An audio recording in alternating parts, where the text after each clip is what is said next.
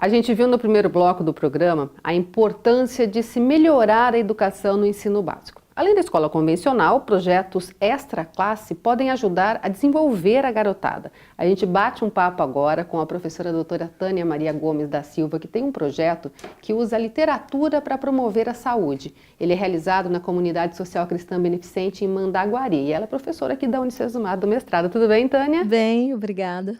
A gente que agradece a sua participação. Você conta histórias, é isso, para a garotada? A parte do projeto? Olha, na verdade, assim, a gente também conta histórias, né? Eu digo a gente porque não sou eu só que estou nesse projeto. Mas, na verdade, as pessoas falam, vocês são contadores de história. Não, nós somos leitores de história. Tá? Eu acho que a contação é muito bacana, eu adoro a contação de história, conto muita história, contei, minha filha agora já tem 10 anos, contei desde sempre, mas eu gosto muito de ler o livro. Eu acho que as pessoas precisam fazer a distinção entre uma coisa e outra. A contação de história, ela é da oralidade, trabalha com as questões da memória, da afetividade também. Agora, a leitura, ler uma história para criança tem um outro valor, um outro sentido, não mais nem menos do que a contação. Mas a criança, você articula as palavras completamente, a criança, né, vai valorizando o livro, a escrita. Quando ela começa a ler, ela também vai aprendendo, conhecendo as palavras, como escreve as palavras. Então, assim, nós lá na entidade, na comunidade, nós fazemos as duas coisas. Nós também contamos, mas nós mais lemos histórias. E a gente sabe que a leitura, se incentivada, traz um resultado muito bom, assim como se não incentivada, vai transformar aí em adultos que não gostam de ler, né? Pois é, nós temos assim, a biblioteca do Papaiquinha, a bebeteca do Papaiquinha. Na bebeteca do Papaiquinha é uma biblioteca para bebês. Então, assim, do 0 aos 5 anos e do 0 mesmo. Você pode levar essas crianças desde bem pequenininha. Nós temos os livros que ficam baixinhos, né, ao alcance da criança, ou então um lugar para deitar o bebê, para que a mãe leia e alguém leia para a criança. Dos 5 anos até, 10, 11 anos, nós temos as atividades na biblioteca com as crianças que estão já alfabetizadas, elas mesmas leem, né? E nós temos para os adolescentes. Aí a gente vai vendo o que era a importância de formar leitores desde a primeira idade. Porque os adolescentes são mais resistentes à leitura. Começar mais tarde é mais complicado. É mais complicado, né? E esse resgate da literatura vai trazendo também informações que vão ajudando em tudo na saúde, né? Pois é, você sabe, eu tenho esse projeto lá, começou com o Dr. Oswaldo Alves, falecido ano passado, um médico de Mandaguari, muito conhecido, e o projeto ele começou à medida que nós já víamos desde 94 com a entidade trabalhando no sentido de apoio às famílias de menor poder aquisitivo.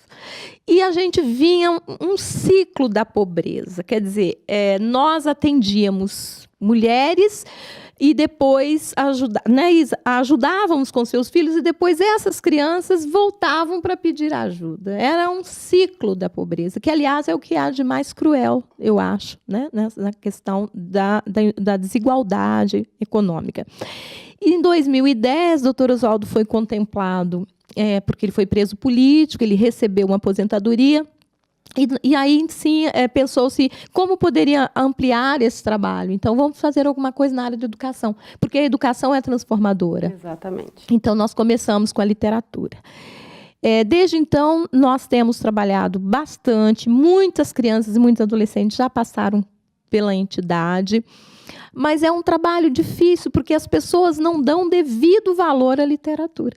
Sabe que as pessoas acham a mais, assim, parece que conhecem mais, ou valorizam mais uma brinquedoteca do que uma biblioteca. Eu falo, nós temos lá uma bebeteca. Bebeteca é brinquedoteca, não é uma brinquedoteca, não é um lugar que... Ou poderia ser, nós poderíamos pensar os livros como um brinquedo, como uma grande fonte de contentamento, de êxtase. A diversão está na leitura. A diversão está na leitura. E ler é algo que ajuda a criança em tudo. Não é possível dimensionar, eu acho, assim, numa fala simples, tudo que a literatura faz pela criança. Porque, além daquelas coisas que são óbvias, a criança aprende a falar melhor, a escrever melhor, que é óbvio, uma coisa de uma praticidade, tem as questões da subjetividade que a literatura é capaz de proporcionar à criança, né? Particularmente, a empatia com o outro, com a dor do outro, com o sofrimento do outro, que é uma ponte para que ela também entenda a si mesma. Né? Então, quando você lê um livrinho para uma criança, ou ela pega um livrinho, a menininha que se perde, o lobo que chega e tudo mais, no final, tudo vai dar certo. Né? E a criança, ela cresce, então, adquirindo, por meio da literatura, essa resiliência. Ela vai sabendo que tudo vai passar e tudo vai terminar bem no final. E tem aquela coisa do despertar da criatividade também, que eu acho muito rico, né? Até hoje a gente lê um livro, depois assiste ao filme e fala, mas eu imaginava que era assim quando eu li o livro. A literatura, ela tem isso, e ela se casa com outras artes, né? Ela se casa com o cinema, ela se casa com o teatro, né? Ela se casa com outras que possibilitam um amadurecimento intelectual e um empoderamento em saúde muito grande para o indivíduo. Eu comecei dizendo e acabei indo para outro lado, que nós começamos, doutor Oswaldo e eu, e agora, mais recentemente, o ano passado, eu entrei no mestrado em promoção da saúde. Aqui no Unicesumar. E eu tenho podido fazer links muito grandes com tudo que eu aprendi e conheci sobre literatura, porque vejo que o empoderamento cultural e o empoderamento em saúde é o que a literatura proporciona. E é muito interessante poder juntar isso, né? Porque às vezes as pessoas não param para pensar. Não, e assim, as pessoas também têm uma certa preguiça de ler, né? Assim, a vida é corrida, a gente tem muita coisa para fazer, então as pessoas não foram treinadas, é a questão do hábito. Então as pessoas têm uma certa preguiça. Preguiça.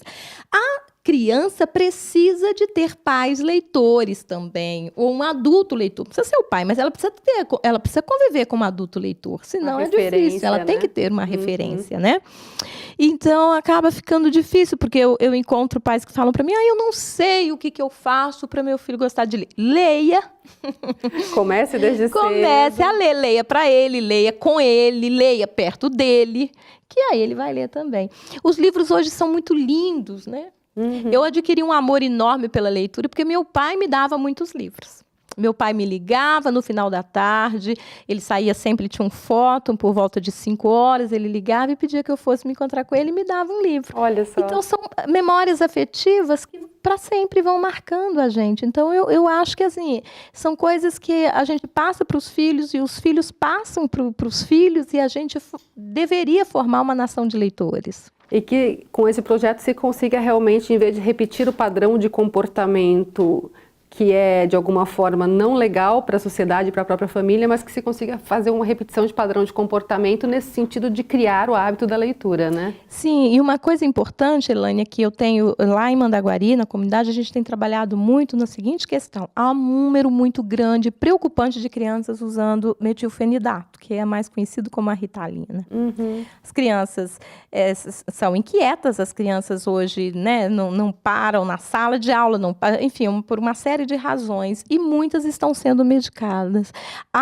O uso da literatura como uma resposta a esse problema seria muito interessante, porque eu não vejo sentido em medicar crianças no momento em que a gente está lutando contra o fim das drogas entre adolescentes, e medicar crianças, eu não estou dizendo que nenhuma criança precise, mas eu acho que o número de crianças medicadas é altíssimo.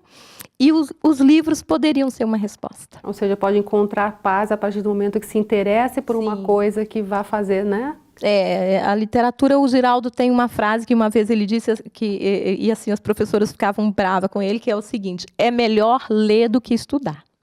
E ficaram bravos. Mas ele quis dizer o seguinte: quando você lê, quando uma criança senta num cantinho, passa as páginas de um livro, passa os dedinhos, mesmo que ela não leia ainda no sentido de decodificar, né, as letras, os símbolos, essa criança está entrando no mundo do conhecimento.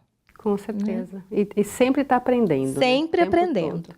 Então, Principal dica, dica de ouro para os pais desde bebezinho. Desde bebezinho. E essa dica não é minha. A Sociedade Americana de Pediatria está recomendando os médicos que receitem livros. Olha só. Isso desde 2015, já vem falando disso, pedindo aos médicos. E essa semana eu li de um pediatra norte-americano que disse: os médicos precisam receitar livros, assim como receitam vacinas. Olha só. Nós precisamos. Que importante, né? Com muito certeza, importante. num país como o nosso, muito importante. Nós precisamos levar isso a sério, professores, pais, toda a sociedade, porque a educação no Brasil, ela caminha não do jeito que deveria. Com certeza. Tânia, obrigada pela participação. Eu que agradeço, aqui com a gente. agradeço. Sucesso muito. lá no projeto. Muito obrigada.